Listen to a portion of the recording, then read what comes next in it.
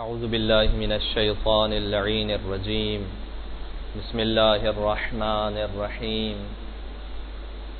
الحمد لله رب العالمين وبه نستعين وهو خير معين، والعاقبة للمتقين والجنة للموحدين والنار للعاصين.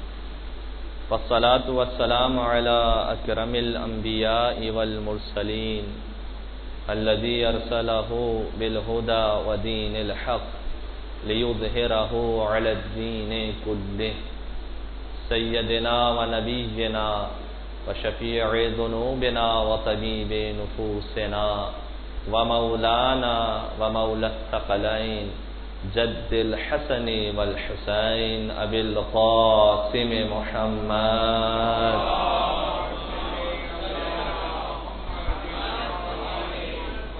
وأهل بيته الطيبين الطاهرين المعصومين المظلومين المنتجبين المنتخبين الميامين، لا سيما بقية الله في الأراضين وحجته على العالمين، واللعنة الدائمة على أعدائهم ومنكري فضائلهم وغاصب حقوقهم من الأزل إلى قيام يوم الدين. دعاء توسل. يا وصي الحسن والخلفاء الحجة، أيها القائم المنتظر المهدي، يا ابن رسول الله، يا حجة الله على خلقه، يا سيدنا ومولانا، إنا توجهنا واستشفعنا وتوسلنا بك إلى الله، وقدمناك بين يدي حاجاتنا. سب مل کے یا وجیہا عند اللہ اشفع لنا عند اللہ، یا وجیہا عند اللہ اشفع لنا عند اللہ، یا وجیہا عند اللہ اشفع لنا عند اللہ. صلوات بر محمد وآل محمد.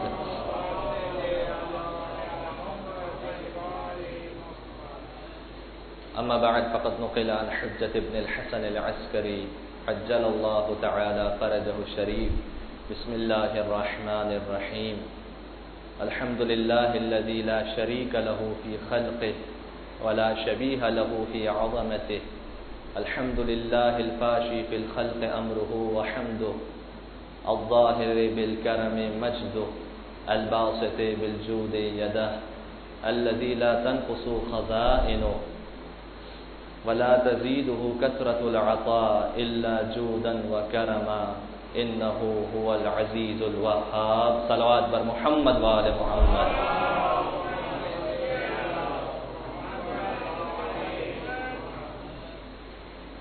مستحب اعمال میں سے ایک اہم ترین عبادت نماز شب کی ہے. نماز شب کے بارے میں جو فضائل روایات میں بیان کیے گئے ہیں وہ کوئی حد سے باہر ہیں.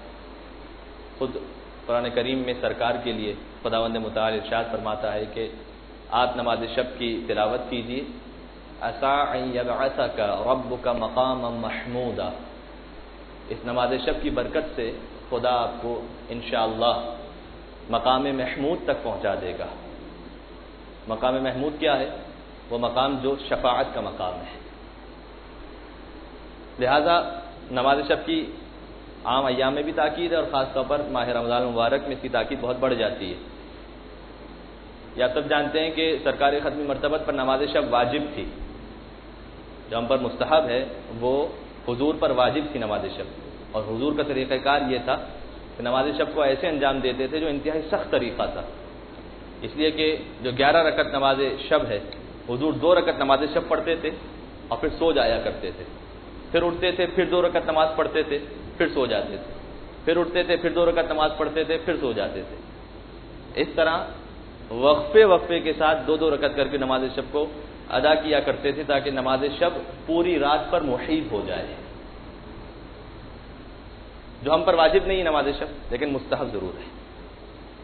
نماز شب کے حوالے سے کچھ عرائض آپ کی خدمت میں عرض کر دیے جائیں فقہی مسئلے کے عنوان سے۔ پہلی بات تو یہ کہ جن مومنین کی قضا نمازیں ان کے اوپر ہیں، ان کے لیے زیادہ بہتر ہے کہ وہ پہلے قضا نمازوں کو انجام دیں، اس کے بعد نماز شب پڑھیں۔ لیکن البتہ کوئی پڑھنا چاہتا ہے اور نماز شب کے ثواب کو حاصل کرنا چاہتا ہے اور قضا نماز بھی اپنی پوری کرنا چاہتا ہے، اس کا طریقہ یہ ہے کہ وہ قضا نماز کو انجام دے اور نماز شب 11 رکعت نہ پڑھے بلکہ کچھ کم کر دے، تاکہ ساتھ ساتھ قضا بھی ادا ہوتی رہے، اس لیے کہ قضا اس پر کمپلسری ہے، اوبلیگیٹری ہے، اس کو ضرور انجام دینا ہے، لہذا قضا ہمیشہ پہلے فوقیت رکھے گی۔ نماز شب جو 11 رکعت ہے، ایک اس کا آرتھوڈکس طریقہ ہے، جو ایک پیٹرن مینر ہے اس کا، جو کارڈز پر اویلیبل ہے یا کتابوں میں اویلیبل ہے۔ 11 رکعت نماز، جس میں آخری رکعت جس کو نماز وتر کہتے ہیں، وتر مشہور ہے لیکن صحیح تلفظ وتر ہے، تو اس نماز وتر میں جس میں اس کارڈ میں لکھا ہوا ہے کہ مثال کے طور پر 40 زندہ یا مردہ مومنین کے نام لیے جائیں، 300 مرتبہ العفو کہا جائے، 70 مرتبہ استغفر اللہ ربی واتوب الیہ کہا جائے، ایک طریقہ۔ اگر کوئی اس طریقے پر پڑھ سکے تو بہت اچھی بات ہے، تو پھر تو کیا ہی کہنا۔ لیکن اگر ایسا ممکن نہ ہو تو کیا نماز شب کے ثواب کو پورا مس کر دیا جائے؟ جی نہیں، ایسا نہیں ہے، اس لیے کہ نماز شب کے سینکڑوں طریقے ہو سکتے ہیں پڑھنے کے، چونکہ نماز شب اصل میں 11 رکعت ہے، لیکن اسے کم کیا جا سکتا ہے۔ کتنا کم؟ آپ 9 رکعت بھی پڑھ سکتے ہیں، آپ 7 رکعت بھی پڑھ سکتے ہیں، آپ 5 رکعت بھی پڑھ سکتے ہیں، 3 بھی پڑھ سکتے ہیں، اور آغا سیستانی نے تو اجازت دی ہے کہ 1 رکعت بھی پڑھی جا سکتی ہے، فقط آخری نماز وتر پڑھ لیجئے اگر وقت نہیں ہے آپ کے پاس یا موڈ نہیں ہے، دونوں صورتوں میں۔ ایک حدیث میں آیا ہے کہ ان للقلوب اقبالا و ادبارا، دل کی 2 مختلف حالتیں ہوتی ہیں، کبھی دل عبادت کی طرف مائل ہوتا ہے اور کبھی عبادت سے پھرا ہوا ہوتا ہے۔ پھر آگے جملہ ہے کہ اگر عبادت کی طرف مائل نہ ہو تو فقط اپنے آپ کو فرائض تک روک لو، اور اگر عبادت کی طرف مائل ہو تو پھر نوافل کو انجام دو، زبردستی نہیں ہے۔ لہذا اگر موڈ نہیں ہو رہا تو کم سے کم 1 رکعت ضرور پڑھ لیجئے آغا سیستانی کے مقلدین، ورنہ جو دیگر مراجعین کے مقلدین ہیں وہ 3 رکعت کم سے کم پڑھیں، یعنی 2 رکعت نماز شب اور 1 رکعت نماز وتر۔ اس میں بڑی گنجائشات ہیں، آپ نماز شب میں تمام مستحبات تو چھوڑ سکتے ہیں، مثال کے طور پر رکوع اور سجدے میں درود پڑھنا واجب نہیں ہے، سمع اللہ لمن حمدہ کہنا واجب نہیں ہے۔ یہ ساری چیزیں کیوں بتا رہا ہوں؟ اس لیے کہ مولا کی حدیث میں آیا ہے کہ تم 1 رات عبادت کو انجام دو اور اس کے بعد پھر بھول جاؤ، اس سے بہتر یہ ہے کہ تھوڑی تھوڑی عبادت انجام دو لیکن ہر رات کو انجام دو، یہ زیادہ بہتر ہے۔ عبادت میں کنٹینیوشن ہونا چاہیے، یہ نہیں کہ آپ نے ایک شخص کو ایک ہی دن میں سارا مسلمان بنا دیا اور اس کے بعد وہ اگلے دن خداحافظ کہہ کے غائب ہو گیا، اس کا فائدہ نہیں ہے۔ آہستہ آہستہ دین سکھائیے اور آہستہ آہستہ اپنی عبادت بڑھائیے۔ ہمارے استاد آغا فلاح زادے، عام طور پر ایرانی ٹیلی ویژن پر ان کا درس بھی آتا ہے، وہ بیان کرتے ہیں کہ جب ہم مدرسے میں تھے تو ہمارے پرنسپل نماز شب کی بہت تاکید کیا کرتے تھے، تو جو نیا لڑکا آتا تھا اسے ایسا نہیں کہ پہلے دن آیا اور کھڑا کر دیا 11 رکعت نماز شب پڑھو، اگلے دن سے غائب ہو جائے گا وہ، تو یہ نہیں کیا جاتا تھا، بلکہ کیا ہمارے پرنسپل کہتے تھے دیکھو نماز شب کا جو وقت ہے تم 1 ہفتے تک یہ پریکٹس کرو کہ الارم رکھو اور نماز شب کے وقت میں بستر پر لیٹ کر فقط جاگتے رہو، کچھ کرنا ضرورت نہیں کچھ کرنے کی، فقط بستر پر لیٹ کر جاگتے رہو 15 منٹ، پھر سو جاؤ، نماز فجر کے لوٹ جانا۔ پھر 1 ہفتے تک پریکٹس ہو جائے جب تمہارے لیے جاگنا آسان ہو جائے. پھر ایسا کرو 1 ہفتے کے لیے پریکٹس کرو کہ جب تم جاگ رہے ہو تو بستر سے اٹھو, جاؤ وضو کرو اور آ کر دوبارہ سو جاؤ. بس جب 1-2 ہفتے بعد یہ روٹین بن جائے تو پھر ایسا کرو کہ جاؤ وضو کرو, آ کر 1 رکعت نماز پڑھو, سو جاؤ. پھر آہستہ آہستہ 3 رکعت کرو, پھر آہستہ آہستہ 5 رکعت کرو. خود بخود روٹین میں آؤ گے, زبردستی انفورس کرنے کی ضرورت نہیں ہے. لہذا نماز شب اگر موڈ نہیں ہے آپ کا, رمضان المبارک میں تو عام طور پر مومن ماشاءاللہ پڑھتے ہیں, میں عام دنوں کی بھی بات کر رہا ہوں, تو کوشش کیجئے کہ نماز فجر سے 10 منٹ پہلے اٹھ جائیے, 5 منٹ پہلے اٹھ جائیے, جلدی سے وضو کیجئے, 1 رکعت نماز پڑھ لیجئے یا 3 رکعت نماز پڑھ لیجئے.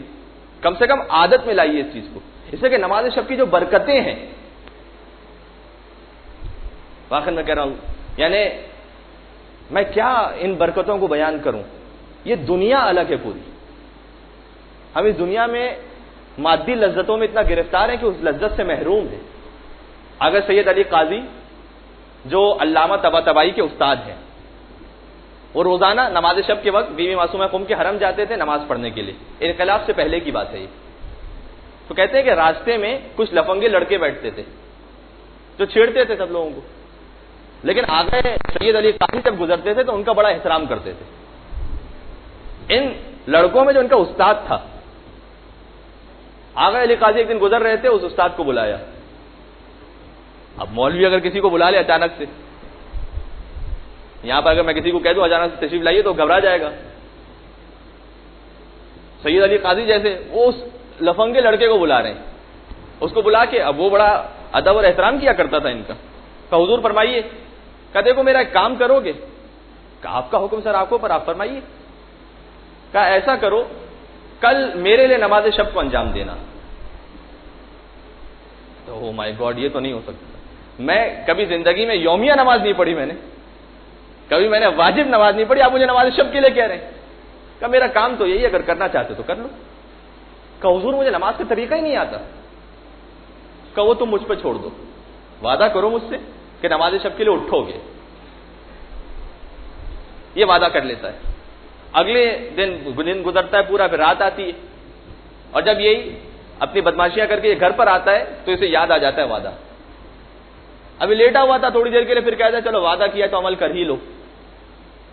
دور کی بات ہے کہ جب حوض وغیرہ ہوتے تھے باہر سے وضو ہوتا تھا. یہ جاتا ہے باہر وضو کرنے کے لیے, آتا کچھ نہیں اسے, نہ وضو کرنے آتا ہے نہ نماز پڑھنے آتی. وہاں جا کر کھڑا ہو گیا, کہتے ہیں پتہ نہیں میرے دماغ میں کیا ہوا, خود بخود میرے اعضاء و جوارح ہلنے لگے, خود بخود میں نے وضو کرنا شروع کیا, خود بخود مصلی پر آ کر کھڑا ہوا, خود بخود نماز کو انجام دیا. جسے واجب نماز پڑھنا نہیں آتی تھی اسے پوری نماز شب پڑھ لی خود بخود. میں نے نماز شب پڑھی. اگلے دن جب دوبارہ آ گئے قاضی سے ملاقات ہوئی, انہوں نے کہا دیکھو ایک دن تم نے ہمت کر لی ہے, کل بھی ہمت کرنا. آہستہ آہستہ میرے روٹین میں اس طرح سے آتا گیا. کہتے ہیں وہ شخص کہ جو محلے کا بدماش تھا, اس نماز شب کی برکت سے اللہ نے اسے اتنا نور عطا کیا کہ پھر وہ اس مقام پر پہنچا کہ جب وہ وضو کیا کرتا تھا تو لوگ اس کے قطروں کو جمع کیا کرتے تھے اور مریضوں کو پلایا کرتے تھے, جس کے صدقے میں مریض شفا یاب ہو جایا کرتے تھے. ایک درود بھیجتے محمد اور آل محمد پر.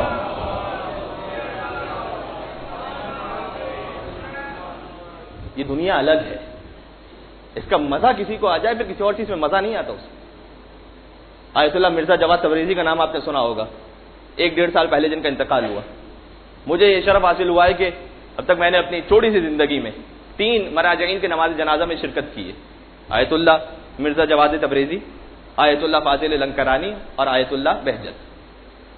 اور الحمدللہ تینوں کے جنازوں میں جو شان و شوکت, شاید یہاں پر تو خبر شاید فقط آیت اللہ بہجت کی پہنچی ہوگی صحیح طریقے سے, جو تصویروں کے ساتھ یہاں پر پہنچی, لیکن آغا مرزا جواد تبریزی اور آغا فاضل لنکرانی کے جنازے میں بہت رش تھا, بہت لوگ تھے, یعنی لاکھوں میں مجمع تھا.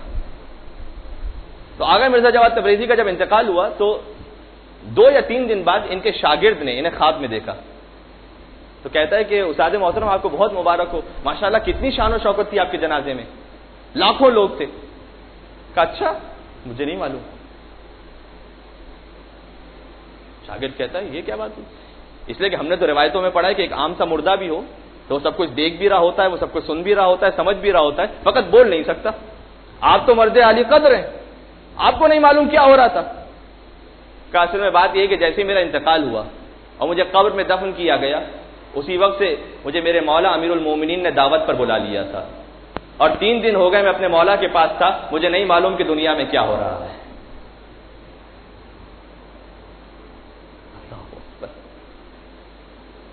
کتنی حسین قبر کی وہ رات ہو گئی، مولا علی سے جا کے ملاقات ہو گئی، منکر نکیر آئے تھے کرنے کو جب سوال، منکر نکیر آئے تھے کرنے کو جب سوال، میں نے کہا علی سے میری بات ہو گئی۔ ایک درود بھیجتے محمد اور آل محمد پر۔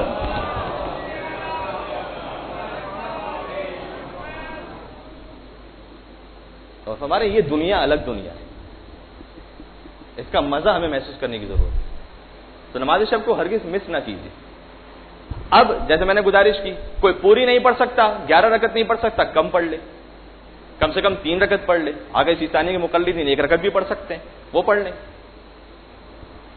اور پھر مستحبات پڑھنے کی ضرورت نہیں، چلیں شریعت اتنی بھی اجازت دیتی ہے کہ آپ الحم کے بعد دوسرا سورہ چھوڑ سکتے ہیں نماز شب میں، الحم کے بعد دوسرا سورہ چھوڑا جا سکتا ہے، الحم پڑھیے ڈائریکٹ رکوع میں چلے جائیے، یہ بھی نماز شب ٹھیک ہے۔ شریعت اتنی بھی اجازت دیتی ہے کہ جو نماز وتر ہے اس میں آخری رکعت میں قنوت لمبا اگر نہیں پڑھنا چاہتے نہ پڑھو، 40 مومنین کے نام نہیں لینا چاہتے نہ لو، 10 کے لے لو، 10 کے نہیں لینا چاہتے 4 کے لے لو۔ روزانہ اپنے رشتہ داروں کا نام لیجئے، مراجعین اعظام کا نام لیجئے جن کی آپ تقلید کرتے ہیں۔ علماء کہتے ہیں کہ ان مراجعین کے نام جب آپ اپنی نماز شب میں لیں گے تو انہیں تو ہمارے نام لینے کی ضرورت نہیں ہے، لیکن ان کے نام لینے کے صدقے میں ہماری نماز شب قبول ہو جائے گی۔ اچھا 4 کے نام نہیں لینا چاہتے، بالکل نام نہیں لینا چاہتے نہ لیجیے، کسی کا نام نہ لیجیے۔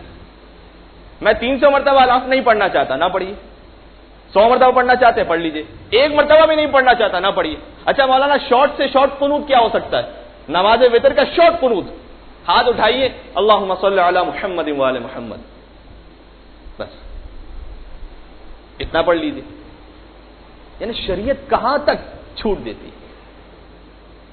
بزرگان اگر کھڑے ہو کر نماز شب نہیں پڑھ سکتے، شریعت اجازت دیتی ہے بیٹھ کر نماز شب پڑھ لو۔ حتیٰ کوئی جوان ہے، کوئی عذر نہیں، ہٹا کٹا طاقتور، کہتے ہیں میرا موڈ ہو رہا ہے بیٹھ کے نماز شب پڑھنے کے لیے، پڑھ لو، بیٹھ کی بھی اجازت ہے نماز شب پڑھنے کی، بس خدا چاہتا ہے کسی طریقے سے پڑھ لو، اس میں خدا کا فائدہ نہیں، اس میں فائدہ ہمارا ہے۔ اچھا مولانا وقت گزر گیا، سحری میں اتنا وقت ہو گیا کہ ہمیں نماز شب کا ٹائم نہیں ملا، کیا کریں پھر؟ ایک طریقہ تو یہ ہے کہ اگر آپ سحری نہیں کرتے یا آپ کو معلوم ہے مجھے سحری میں وقت نہیں ملے گا، تو آدھی رات کے بعد اگر آپ کی سونے کی عادت ہے دیر سے تو نماز شب پڑھیے اور پھر سو جائیے، اس کی بھی اجازت ہے۔ اچھا آدھی رات کے بعد تو نہیں سوتا، میں تھوڑا جلدی سو جاتا ہوں، سحری میں وقت بھی نہیں ملتا، یا رمضان چھوڑ دیجیے، میں تو فجر پہ اس وقت اٹھتا ہوں جب فجر کی نماز اس میں آدھا گھنٹہ گزر چکا ہوتا ہے یا آدھا گھنٹہ باقی رہتا ہے، میں دیر سے اٹھتا ہوں، اب نماز شب کیسے پڑھیں؟ شریعت یہاں پر بھی ایک طریقہ بتاتی ہے، کہتی ہے تم ادا کے وقت میں نہیں پڑھ سکتے، جیسے کہ نماز شب کا وقت ہے وہ نماز فجر سے پہلے پہلے، تم ادا میں نہیں پڑھ سکتے، تم فجر کے بعد قضا کی نیت سے نماز شب پڑھ لو، یہ بھی اجازت ہے، قضا کی نیت کرو نماز شب پڑھ لو۔ اب وہ مومنین جو اپنے روٹین میں نماز شب ادا نہیں کر سکتے ان کے لیے گزارش کر رہا ہوں، جو اپنے وقت میں انجام دے سکتے ہیں ان کے لیے تو بہت بہتر ہے کہ وقت میں انجام دیں، لیکن جو نہیں دے سکتے وہ ایک روٹین بنا لیجئے، وہ یہ کہ نماز فجر کے لیے جب آپ اٹھتے ہیں تو نماز فجر کے ساتھ فقط 3 رکعت کا اضافہ کر لیجئے، فقط 3 رکعت، نیت کیجئے میں نماز شب قضا پڑھتا ہوں قربتاً الی اللہ، 2 رکعت نماز شفا پڑھیے، 1 رکعت نماز وتر پڑھیے، یہاں تک شریعت نے اجازت دی۔ لہذا چوتھے امام ارشاد فرماتے ہیں العجب من کل عجب ہلک کیف ہلک، کہ اللہ کی رحمتیں اتنی زیادہ ہیں مجھے تعجب ہوتا ہے کوئی ہلاک ہو جائے تو کیسے ہلاک ہو جائے، دسترخوان خدا وہ لگا ہوا ہے، اگر میں اس دسترخوان سے فائدہ نہ اٹھاؤں تو میرا قصور ہے۔ مسائل میں بہت وقت ہو گیا، ایک درود بھیج دیں محمد اور آل محمد پر۔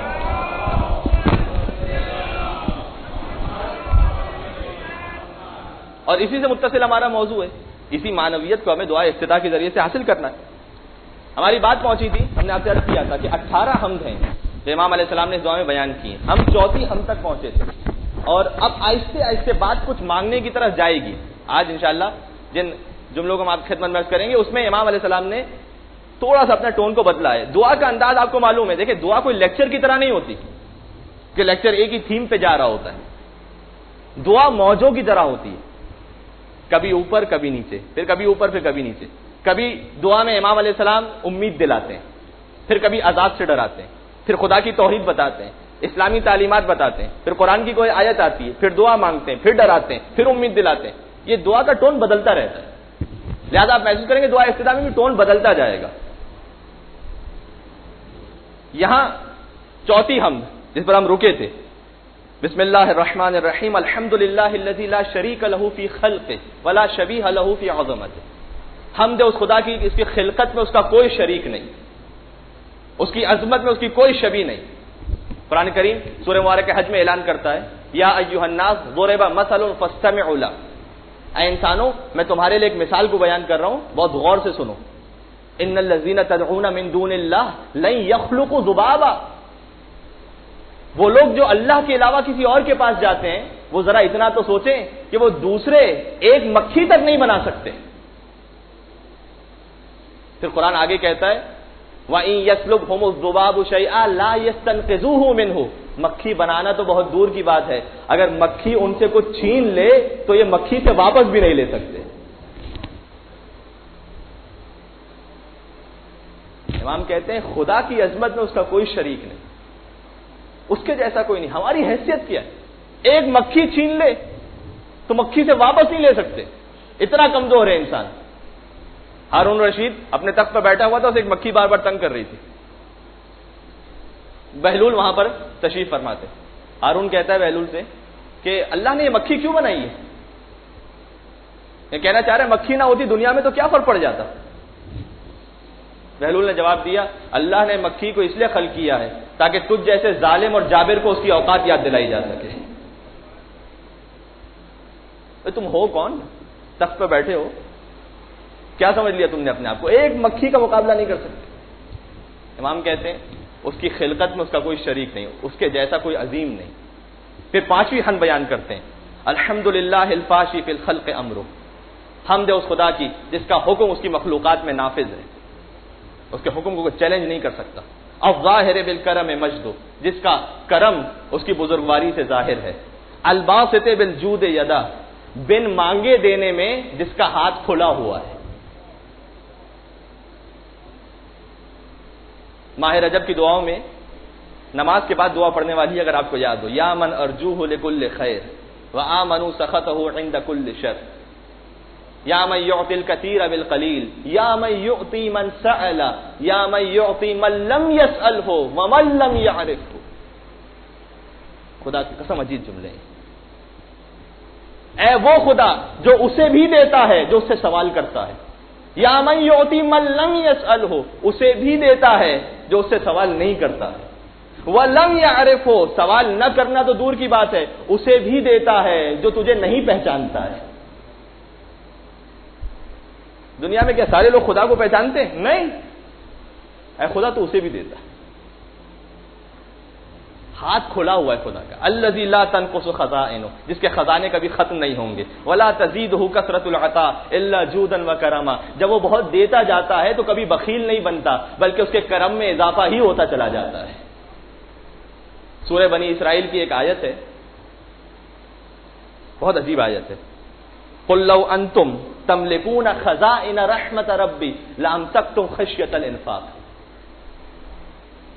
خدا کہتا ہے دیکھو یہ خزانے میرے پاس ہے نا, تو میں تو دیتا رہتا ہوں. فرض کیجئے اگر کسی انسان کے پاس یہ خزانے ہوتے تو وہ کیا کرتا؟ اگر کسی انسان کے پاس خدا اپنے خزانے دے دیتا تو انسان کیا کرتا؟ قرآن کہتا ہے قل لو انتم تملکون خزائن رحمت ربی, تمہارے پاس اگر اتنے بھی خزانے ہوتے کہ رحمت پروردگار جتنے خزانے, لامسکتم خشیۃ الانفاق, تو تم اس ڈر کے مارے کہ کہیں ختم نہ ہو جائے انسانوں سے روک لیتے. تو قرآن آگے کا وکان الانسان قتورا, ہمیں معلوم ہے انسان کا دل تو بہت چھوٹا ہے. اللہ اکبر, تمہارا دل بہت چھوٹا ہے, لہذا جب خدا دیتا ہے ولا تزیدہ کثرت العطا، دیتا ہی جاتا ہے. انہ هو العزیز الوہاب، وہ بہت سخت ہے، بہت قدرت والا ہے اور بہت دینے والا ہے. اب اس کے بعد کے جملے تھوڑا سا مانگنے کی طرف دیکھیے بات جا رہی ہے. اے خدا تو دیتا ہے، تیرا ہاتھ کھلا ہوا ہے، تو بہت دیتا ہے. اس کے بعد اب میں کیا مانگوں؟ امام ارشاد فرماتے ہیں اللہم انی اسألک قلیلا من کثیر ما حاجت بی الیہ عظیما وغناک عنہ قدیم وہو عندی کثیر وہو علیک سہل یسیر. جسے مانگنا ہے وہ ان جملوں کو سنیں. کیسے امام مانگتے ہیں؟ امام فرماتے ہیں بار اللہ میں تیری کثیر نعمتوں میں سے قلیل کا سوال کر رہا ہوں. تیرا دروازہ تو کھلا ہوا ہے، مجھے تو بہت چھوٹا بہت کم چاہیے، قلیل کا سوال کر رہا ہوں. ما حاجت بی الیہ عظیما، جو قلیل کا سوال کر رہا ہوں اس کی مجھے بہت زیادہ حاجت ہے، مجھے تو بہت ضرورت ہے اس کی. تیرے لیے کم ہے لیکن میرے تو بہت زیادہ ہے.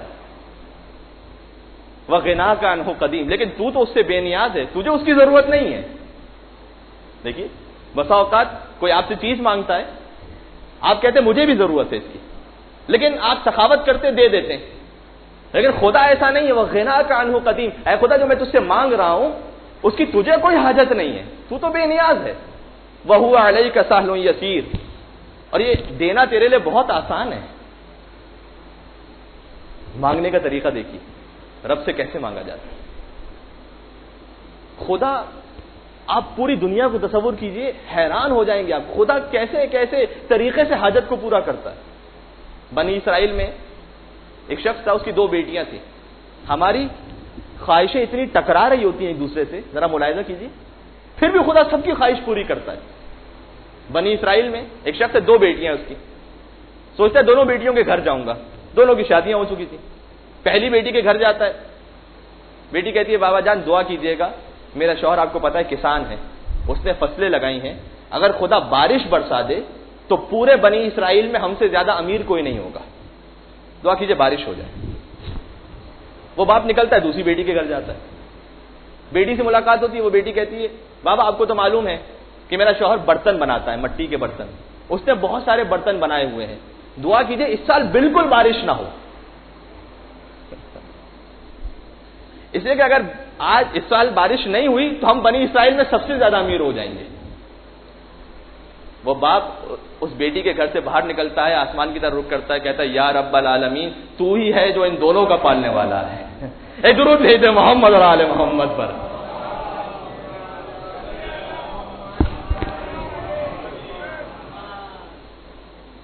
کتنی حاجتیں ہماری ٹکرا رہی ہوتی ہیں، کبھی ہم نے سوچا؟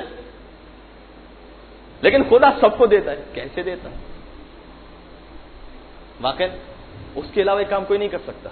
پھر امام آگے کہتے ہیں اللہم انا عفوک، یہ تھوڑا جملہ لمبا ہے لیکن اس پہ غور کیجئے گا، بہت معرفت والا جملہ ہے. اللہم انا عفوک عن ذنبی وتجاوزک عن خطیئتی، اے خدا یہ جو تو نے میرے گناہوں کو پہلے بخش دیا، وتجاوزک عن خطیئتی میری لفظشوں کو معاف کر دیا، وصفحک عن ظلمی میرے ظلم کو نظر انداز کر دیا، وسترک علی قبیح عملی اور میرے برے اعمال کو تو نے چھپا لیا، وحلمک عن کثیر جرمی اور میں گناہ کرتا رہا لیکن تو برداشت کرتا رہا، تو نے مجھے سزا نہیں دی. عندما کان من خطئی وعمدی، کبھی جان بوجھ کر میں گناہ کرتا تھا، کبھی بھولے سے گناہ کرتا تھا، میں سب کچھ کرتا رہا لیکن تو سب کچھ برداشت کرتا رہا. اس کی وجہ سے کیا ہو رہا ہے؟ اطمعنی فی ان اسألک ما لا استوجبہ منک، اے خدا ان ساری چیزوں کی وجہ سے میرے دل میں خواہش پیدا ہو رہی ہے کہ میں وہ تجھ سے مانگ لوں جس کا میں حقدار نہیں ہوں.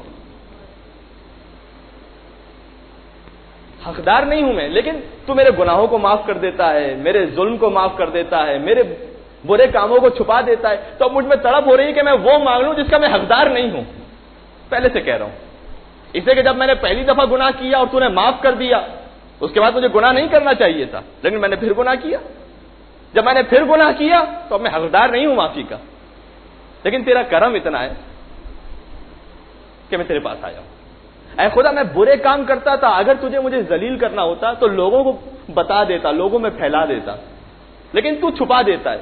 تو یہ نہیں چاہتا کہ میں بے عزت ہو جاؤں، تو چاہتا ہے کہ میری عزت باقی رہے. تو اے خدا تو نے جب تنہائی میں میری عزت کو باقی رکھا، تو اب تو میں مجمع کے دوران یہاں بیٹھ کر سب کے سامنے مانگ رہا ہوں، اسمعنی ما لا استوجبہ من، اب میں وہ مانگ رہا ہوں جس کا میں حقدار نہیں ہوں. خاص طور پر دیکھیے جو نیا آنے والا ہے نا، ایک گناہگار، حدیث قدسی میں آیا ہے کہ انین المذنبین احب الی من تسبیح المسبحین، ایک گناہگار کی فریاد مجھے تسبیح کرنے والے کی تسبیح سے زیادہ پسند ہے. کوئی نیا آیا میرے پاس، نئے بندے کا خدا بہت استقبال کرتا ہے، اہل بیت بہت استقبال کرتے ہیں. ابو الحسن خلیعی بہت معروف شاعر عرب کا، اس کی سوانح حیات میں لکھا ہوا ہے، علامہ امینی نے الغدیر میں اس کی سوانح حیات کو لکھا ہے. اس کے ماں باپ ناصبی تھے، یعنی ناصبین دشمن اہل بیت. پھر ایک خاص واقعہ ہوتا ہے، مجھے تفصیلات میں نہیں جانا، وہ شیعہ بن جاتا ہے. اچھا لطف کی بات ہے، ایک اشارہ کر دو تاکہ پتہ چلے ائمہ علیہ السلام کی عظمت کیا ہے. یہ ناصبی تھا، کیونکہ ماں باپ بھی ناصبی تھے تو اس کے دماغ میں وہی بھرا ہوا تھا کہ شیعہ کو مارو تو جنت واجب ہے. یہ اس راستے میں بیٹھ جاتا ہے کہ جہاں امام حسین علیہ السلام کے زائر جایا کرتے تھے تلوار لے کر، کہ کوئی امام حسین کا زائر آئے گا اس کو قتل کر دوں گا. اتنا بڑا دشمن اہل بیت تھا. اب بیٹھا رہتا ہے بہت دیر تک تو کوئی زائر گزرتا نہیں ہے وہاں سے، اسے نیند آ جاتی ہے. اس نے خواب میں دیکھا کہ میدان محشر ہے اور فرشتے اسے جہنم کی طرف لے جا رہے ہیں. ابھی جہنم کے بالکل قریب پہنچ چکا تھا کہ پیچھے سے خدا کی آواز آتی ہے کہ اے فرشتوں ذرا رک جاؤ، ابھی اسے جہنم میں نہ ڈالو. فرشتے کہتے ہیں بارے اللہ یہ تو ناصبی ہے، تو دشمن اہل بیت ہے. خدا کی آواز آتی ہے ہاں دشمن اہل بیت تو ہے، لیکن ابھی اس کے کپڑوں پر میرے حسین کے زائروں کے قدموں کی دھول لگی ہوئی ہے.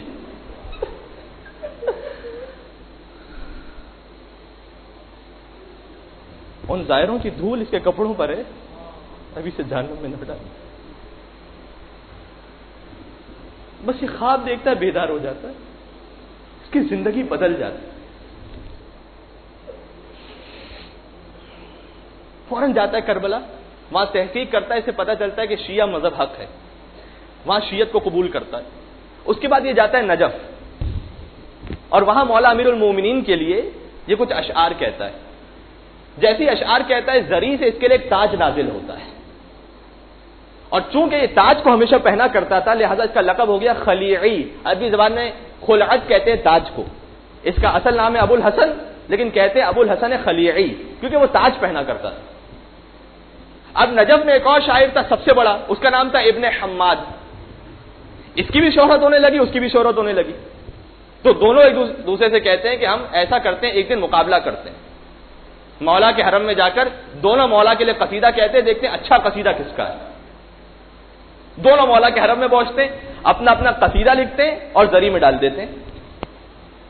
جب اگلے دن زری کو کھولا اور قصیدہ نکالا تو ابن حماد اس کے قصیدے کے نیچے لکھا ہوا تھا احسن، یعنی ویل ڈن، لیکن سلور کلر سے لکھا ہوا تھا. اور ابو الحسن خلیعی اس کے قصیدے کے نیچے لکھا ہوا تھا احسن، لیکن گولڈن کلر سے لکھا ہوا تھا. تو یہ خلیعی بہت خوش ہو جاتا ہے، لیکن ابن حماد اس کے دل میں شکوہ آ جاتا ہے. جب رات کو سوتا ہے تو دیکھا مولا سے ملاقات ہوتی ہے ابن حماد کی. یہ لوگ عظیم ہستیاں تھے. مولا سے ملاقات ہوتی ہے، مولا سے کہتے ہیں مولا آپ نے اس کے قصیدے کو جو سائن کیا اس پہ جو ویلڈن لکھا وہ گولڈن کلر سے لکھا، میرے قصیدے پر سلور کلر سے لکھا، ایسا کیوں کیا مولا آپ نے؟ مولا جواب دیتے ہیں اے ابن حماد گھبراؤ نہیں، تم تو ہمارے ہی ہو، وہ بیچارہ نیا نیا آیا ہے، وہ ابھی ابھی آیا ہے. جو نیا آتا ہے فوراً اہل بیت کا ہاتھ پکڑتے ہیں. اگر اب تک میں خدا کی بارگاہ میں نہیں گیا تھا، گھبرائیے نہیں، بڑے اعتماد کے ساتھ جائیے. اے خدا اب آ گیا، اس رمضان میں آ گیا، امام حسین کے نام پر، مولا علی کے نام پر آ گیا. امام کہتے ہیں اے خدا تو نے جو میرے گناہوں کو بخشا اس کی وجہ سے میں وہ مانگ رہا ہوں کہ جس کا میں حقدار نہیں ہوں. اچھا کس سے مانگ رہا ہوں؟ وہ خدا الذی رزقتنی من رحمتک، جو پہلے ہی مجھے اپنی رحمت سے رزق دیتا رہا ہے. وَأَرَيْتَنِي مِن قُدْرَتِك، جو مجھے اپنی قدرت دکھاتا رہا ہے. وَعَرَّفْتَنِي مِنْ إِجَابَتِك، جو مجھے سمجھا چکا ہے کہ وہ خدا دعا قبول کرنے والا ہے. وہ خدا اب امام کہتے ہیں فصرت ادعوک آمنا، تو بس میں مطمئن ہو کر تجھ سے مانگ رہا ہوں، میرے دل میں اطمینان ہے، گناہگار تو ہوں لیکن اطمینان ہے، مطمئن ہو کر مانگ رہا ہوں۔ اسألک مستأنسا، بہت رغبت کے ساتھ مانگ رہا ہوں، دل کے ساتھ، لا خائفا ولا وجلا، نہ کوئی ڈر ہے میرے دل میں نہ کوئی خوف ہے۔ آپ کسی دنیا کے بادشاہ کے دربار کے پاس جاتے ہیں، یعنی بادشاہ کے سامنے جاتے ہیں تو دل میں ڈر ہوتا ہے نا، پتہ نہیں کیا سامنے سے کہہ دے، میں کیا جواب دوں، مجھے بولنا آئے نہ آئے۔ کسی بھی بڑے آدمی کے پاس آپ جائیے تو ڈر ہوتا ہے دل میں، لا خائفا ولا وجلا، اے خدا تیرا دربار ایسا ہے میں بالکل نہیں ڈرا ہوا، میں تیرے پاس سکون سے مانگ رہا ہوں، مدلن علیک، بلکہ اپنے اوپر ناز کر رہا ہوں کہ تو نے توفیق عطا کی کہ تیرے دربار میں آ کر مانگ سکوں، توفیق عطا کی۔ فیما قصدت فیہ الیک، اب یہاں پر میرا وقت پورا ہو گیا ہے، دیکھیے ایک جملہ جو امام علیہ السلام کہتے ہیں وہ آپ کی خدمت میں عرض کر دوں میں کہ فَإِن، اچھا یہ ساری چیزیں اس کے بعد بھی فَإِن أَبْتَى عَنِّي عَتَبْتُ بِجَهْلِي عَلَيْكَ وَلَعَلَّ الَّذِي أَبْتَى عَنِّي هُوَ خَيْرٌ لِّي، اے خدا جب میں تجھ سے مانگتا ہوں، اب ان ساری چیزوں کے بعد بھی جب تجھ سے مانگتا ہوں اور تیرے عطا کرنے میں کچھ دیر ہو جاتی ہے تو میں پھر تجھ سے ہی جھگڑنے لگتا ہوں، کیسا ہوں میں؟ وَلَعَلَّ الَّذِي أَبْتَى عَنِّي هُوَ خَيْرٌ لِّي، حالانکہ مجھے معلوم ہے کہ وہ جو دیر ہوئی ہے اس میں میری ہی مصلحت ہے، لیکن پھر بھی میں اپنی جہالت کی وجہ سے تجھے جھگڑنے لگتا ہوں۔ دیکھیں خدا بساؤ کا جو دعا قبول نہیں کرتا ہماری مصلحت میں ہوتا ہے۔ مولا علی علیہ السلام کے خوبصورت ارشاد، ایک درود بھیج دیں محمد اور آل محمد پر۔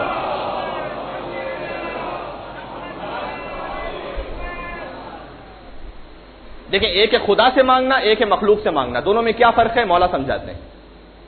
مولا کہتے ہیں خدا سے التماس شجاعت ہے،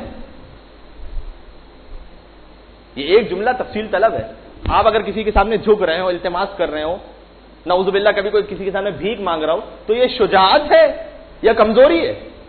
کمزوری ہے نا، کسی کے سامنے جھکنا کمزوری ہے، لیکن مولا کہتے ہیں اے خدا تیرے سامنے مانگنا شجاعت ہے، اگر تو دے دے تو رحمت ہے، اگر نہ دے تو حکمت ہے۔ اللہ اکبر، یہ ہے خدا سے مانگنا، دے دے تو رحمت، نہ دے تو حکمت۔ مخلوق سے مانگوں تو کیا ہے؟ والا کہتے ہیں مخلوق سے مانگنا ذلت ہے، اگر دے دے تو احسان ہے، نہ دے تو شرمندگی ہے۔ عجیب، پھر میں خدا کو چھوڑ کے کسی کے پاس کیوں جاؤں؟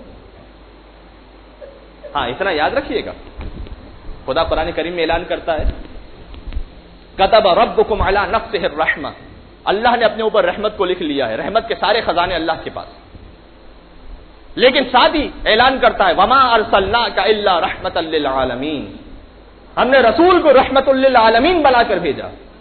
کیا سمجھانا چاہتا ہے خدا؟ دیکھو رحمت کے خزانے میرے پاس ہیں، لیکن جب یہ رحمت بٹے گی تو محمد مصطفیٰ کے صدقے میں بٹے گی۔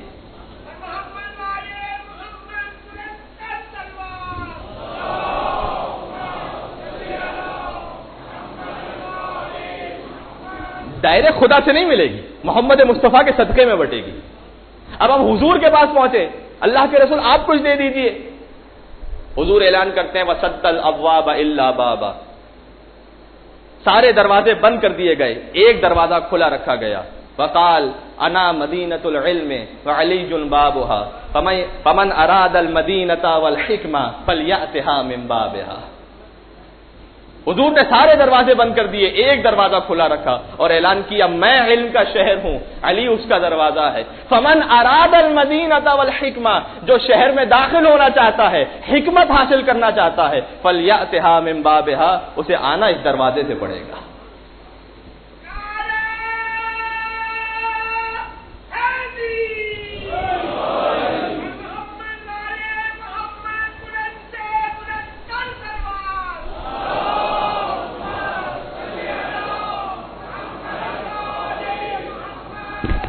ملے گا اس در سے، یہ ہمیشہ ذہن میں رہے۔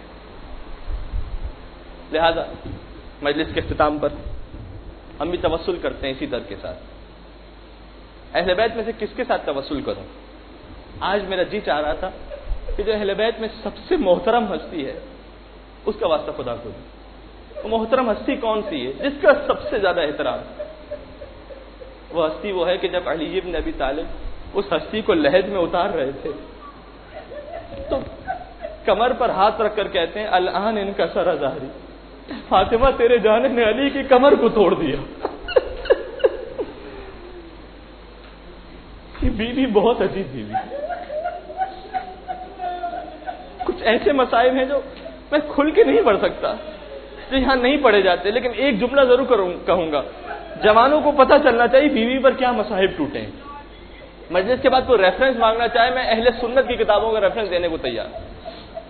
جب ظالم آتا ہے دروازے کو آگ لگاتا ہے اور دھکا دیتا ہے، بیوی در و دیوار کے درمیان آتی ہے، اپنے شکم کو سنبھالتی، کہتی خزینی فضا ہے، فضا مجھے سنبھال، میرا محسن شہید ہو گیا. وہ ظالم کہتا ہے میں نے دروازے کو دھکا دیا، بیوی گری ہوئی تھی، میں گھر میں داخل ہوا، ایک لمحے کے لیے محسن کی شہادت ہو گئی تھی، ایک لمحے کے لیے مجھے بیوی پر رحم آ گیا، لیکن جیسے ہی مجھے رحم آیا بغض علی سے میرا دل بھر گیا. میں آگے بڑھتا ہوں اور بیوی کو تماچا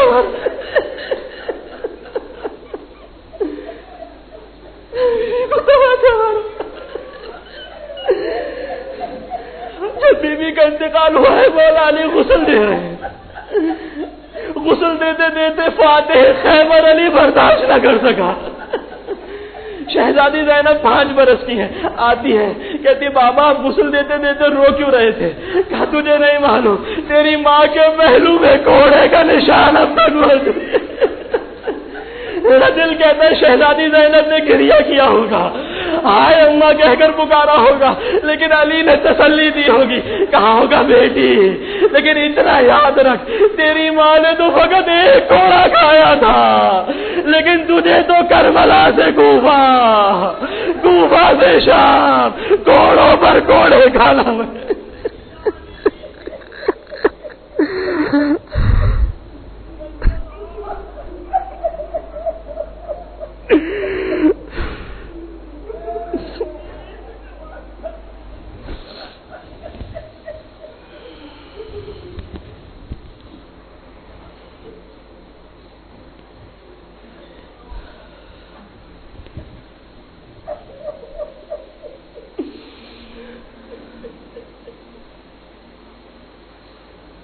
اللهم صل على فاطمة وأبيها وبعلها وبنيها والسر المستودع فيها أن تصل على محمد وآل محمد وأن تفعل بنا ما أنت أهله ولا تفعل بنا ما نحن أهله.